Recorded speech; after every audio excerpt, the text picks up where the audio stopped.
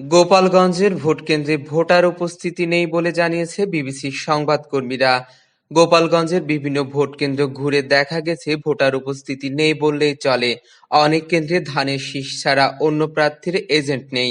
এবার সারা বাংলাদেশের ভোটের চিত্র এরকম, কিন্তু গোপালগঞ্জের পরিস্থিতি অন্যরকম হতে পারে এমন আশঙ্কা আগে থেকেই ছিল।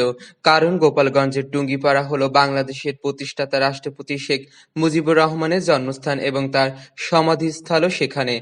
ক্ষমতাচ্যুত প্রধানমন্ত্রী শেখ হাসিনাও ওই জেলা থেকে নির্বাচন করতেন। গোপালগঞ্জ ৩ আসনের মোট ভোটার প্রায় ৩ লাখ এবং গোপালগঞ্জ ১, ২, ৩ এই ৩টি আসনের মোট ভোটার প্রায় ১০ লাখ।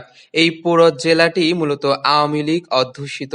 গোপালগঞ্জ ৩ আসন থেকে শেখ হাসিনা নির্বাচন করতেন এবং আওয়ামী লীগ যতবার নির্বাচনে অংশ নিয়েছে ততবারই তারা এই আসনে বিপুল ভোটে বিজয়ী হয়েছে। কিন্তু এবার আওয়ামী লীগের কার্যক্রম নিষিদ্ধ থাকায় তারা নির্বাচনে অংশগ্রহণ করতে পারেনি। তাই ভোটারদের মাঝে ভোট নিয়ে এক ধরনের অনাগ্রহ ছিল।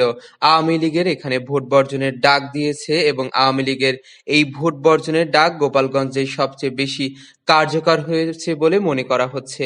এ বিষয়ে আপনাদের কোনো মতামত থাকলে অবশ্যই আমাদেরকে জানাতে পারেন।